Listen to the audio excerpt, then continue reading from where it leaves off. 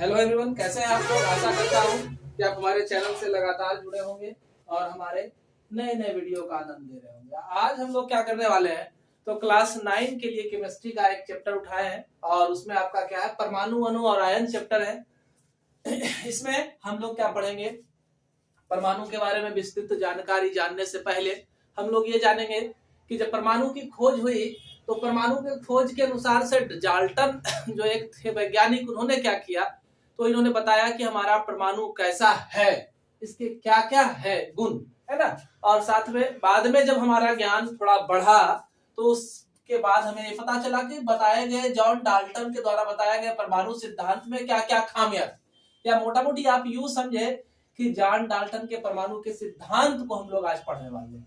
इनका क्या कहना था कि हम जानते हैं कि पृथ्वी पर के जितने सारे तत्व है ना, तो सारे तत्व जो है वो किससे बने हुए हैं, एक अत्यंत सूक्ष्म कण से बने हुए हैं। और उस सूक्ष्म कण को क्या कहा इन्होंने, तो उसका नाम रखा क्या, परमाणु। ठीक है, परमाणु के बारे में इन्होंने बताया कि परमाणु क्या होता है, अविभाज्य होता है, इसे हम और अधिक टुकड़े में नहीं तोड़ सकते, है ना। ऐसा कहना था किसका, जॉन डाल्टन का कहना था। ये कहते थे कि यह अविभाज्य है, यही सबसे छोटा कण है, तत्व का जो सबसे सूक्ष्मतम कण है, जिससे किसी भी तत्व का लोहा, तांबई, चांदी, है ना, कुछ भी जो है उसका सबसे छोटा कण जो है आपका वो परमाणु है।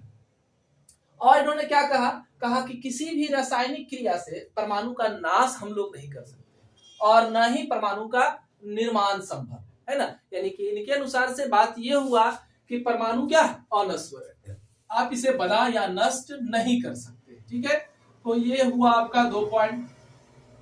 इसके बाद इन्होंने क्या कहा कि किसी भी तत्व के, कोई भी तत्व आप उठाइए, लोहा चाहे अमेरिका का हो या इंडिया का हो, है ना, या चाइना का हो, कहीं का लोहा आप लेंगे तो वो तत्व, उसके अंदर जो परमाणु है लोहा के अंदर सबका, चाहे अमेरिका का या चाइना का या इंडिया का कोई भी लोहा होगा तो उसके अंदर परमाणु सभी क्या होंगे, आपस में एक जैसे ही होगी, उसकी संरचना कैसी होगी, एक जैसा।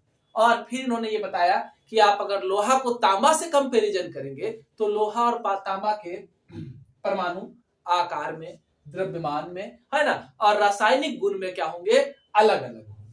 ठीक है, तो ये भी सही।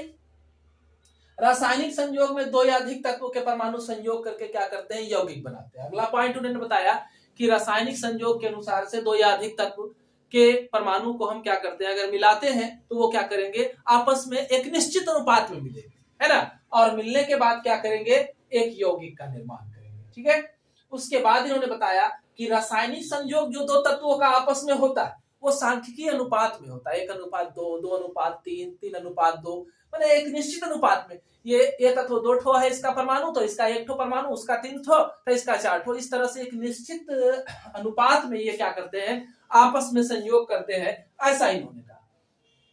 और साथ में कहा कि अभी आपने, जैसे कि उदाहरण भी आपको देते हैं कि आपके पास मान लेते हैं जल, है ना, तो जल का निर्माण क्या हुआ है, 2 हाइड्रोजन दिख रहा है आपको, इसमें 1 ऑक्सीजन दिख रहा है। इसी तरह से आप अगर क्या करिए कि 2 ऑक्सीजन और 2 हाइड्रोजन को लेकर के आपस में मिलाइएगा तो ये क्या बनेगा, तो ये जल जैसा तो दिखेगा लेकिन जल के गुण को नहीं रखेगा, ये हाइड्रोजन पर ऑक्साइड हो गया, है ना, ये पीने लायक नहीं है। तो वही कहा कि अगर हम लोग क्या करें, परमाणु के संख्या को बदल दे, उनका अनुपात को बदल दे, तो जो यौगिक बनेगा उसके गुण भी क्या हो जाएंगे, अलग हो जाएंगे। कहना इनका यह था कि हम तत्वों के अनुपात को अलग अलग करके अलग अलग चीजों को, या एक तत्व को दूसरे से, दूसरे को तीसरे से संयोग कराएंगे तो अलग अलग प्रकार के यौगिक का निर्माण होगा। तो ये सबसे पहला बेचारा जॉन डाल्टन साहब ने सिद्धांत दिया, लेकिन आप जानते हैं कि इनका पूरा सिद्धांत जो है सही नहीं है, इसमें कुछ खास दोष का चर्चा यहाँ किया गया है ना।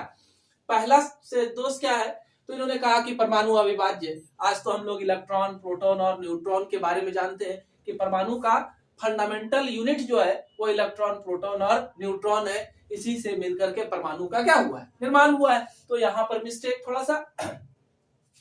उसके बाद क्या है, एक तत्व के सभी परमाणु समान द्रव्यमान के नहीं होते। इनका कहना था कि एक तत्व कहीं से उठाएंगे तो उनका परमाणु का द्रव्यमान क्या होगा, समान होगा।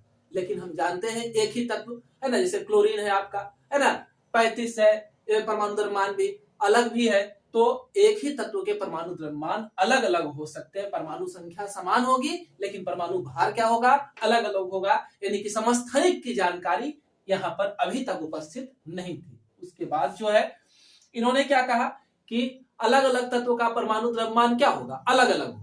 लेकिन हम जानते हैं कुछ ऐसे भी तत्व है जिनकी परमाणु संख्या तो अलग अलग है लेकिन द्रव्यमान संख्या जो है दोनों का एक ही। तो इस तरह के तत्व को क्या कहते हैं, समभारिक कहते हैं। इसका चर्चा इन्होंने किया है ना। अब देखिए कहा कि कार्बन का अब कोई भी चीज कार्बन से अगर बनेगा तो कार्बन का गुण हमेशा समान रहेगा, जबकि हम लोग कार्बन के अपरूप हीरा, ग्रेफाइट, कोयला से परिचित है। सभी के गुण क्या है, एक दूसरे से अलग दिखते हैं, है ना। कारण कि अलग अलग अनुपात में आपस में मिले हैं। तो ये हमारा क्या था, जॉन डाल्टन का परमाणु का सिद्धांत। अब जॉन डाल्टन के परमाणु के सिद्धांत के आधार पर क्या किया गया, रासायनिक संयोग का नियम दिया गया है ना। क्या दिया गया है, तो रासायनिक संयोग का नियम दिया गया है ना। पहला क्या था, पदार्थ के अनस्वरता का सिद्धांत। माने किसी भी तत्व को हम लोग क्या कर सकते हैं, नष्ट नहीं कर सकते हैं। वो लगातार क्या रहेगा, भाग लेता रहेगा द्रव्यमान। और साथ में क्या है कि जब भी दो चीज को मिलाएंगे तो मान लेते हैं इसका द्रव्यमान अगर 12 ग्राम है और इसका ग्राम अगर 16 ग्राम है तो दोनों जुड़ करके क्या होगा, हमेशा 20 और 8 28 ही आएगा, है ना।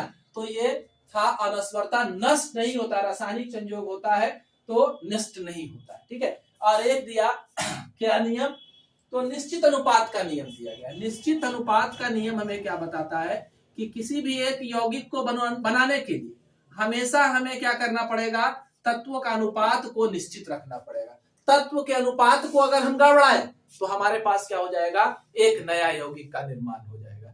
तो यहाँ पर आपने इसमें उदाहरण में देखा था H2 और O2 में कि अलग जैसे ही अनुपात को करेंगे तत्व जो है अलग प्रकार का बन जाएगा। तो दो सिद्धांत हमारा डाल्टन के परमाणु सिद्धांत के बाद निकला उभर करके, है ना। दो नियम दे सकते हैं, पदार्थ के अनस्वरता का नियम कि रासायनिक संयोग के बाद उसके भार में कोई कमी नहीं आती है, और दूसरा जो है कि निश्चित अनुपात का नियम। जब भी एक निश्चित यौगिक का निर्माण करना है तो हमें निश्चित अनुपात में ही तत्वों को लेना पड़ेगा। धन्यवाद। हमारे चैनल से लगातार जुड़े रहे और लगातार नए नए वीडियो का आनंद उठाते रहे। धन्यवाद।